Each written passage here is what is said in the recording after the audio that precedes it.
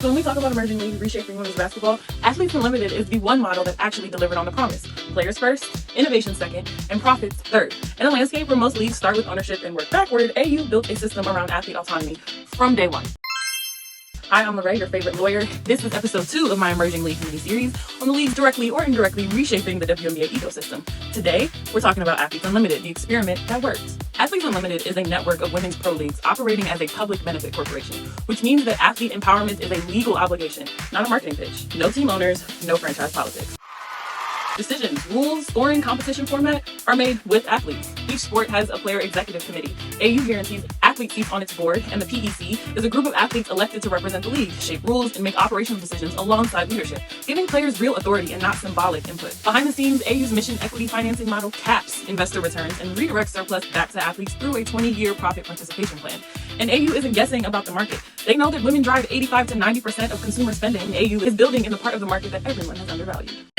So AU basketball runs a fast 5-week season, same venue, no coaches, weekly drafts, and a scoring system that rewards team wins, individual performance, and leadership. The top players each week become captains, drafting teams, setting lineups, and making real strategic calls. It's the closest thing to live action game theory in women's basketball. Players have to adapt weekly, take on expanded roles, and operate at a high pace. It's a developmental environment that's demanding, creative, and stateside. So AU solved 2 problems at once. Players needed meaningful off-season reps, and they needed visibility. So let's talk about player development. We've seen it translate. Players like Maddie Seeger sharpened her scoring craft in AU's high-touch offensive system. Odyssey Sims regained her on-ball command, the same composure she showed in the semifinals battle against the Vegas Aces in this year's playoffs, and AU gave her the consistent possession mode that reignited her impact that we see every time she makes a new W roster. Let's pivot to brand development. AU's weekly draft resets creates new arcs, new captains, and new stories. And nobody embodied AU's culture of personality more than Sid Colson and Teresa Plaisance. They became a duo that AU elevated, mic'd up moments, comedic timing, leadership roles, and a platform that ultimately helped fuel the Sid and TP show. So, y'all know me and TP about to be the new faces of the league, right?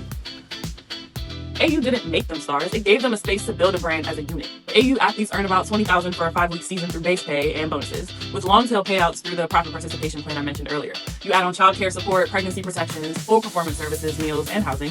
AU sets a cultural baseline that other leagues are now being compared against. Let's be clear, AU isn't competing with the W. It's challenging the framework of what a pro league should look like. It provides a stateside off-season runway, a showcase for training camp hopefuls, and a model of true athlete governance, contrast to traditional ownership systems. And here's the nuance. Even with rising WNBA roster pressure and labor tension, AU chose not to expand beyond 40 players this season. That's discipline, prioritizing competitive integrity over scale.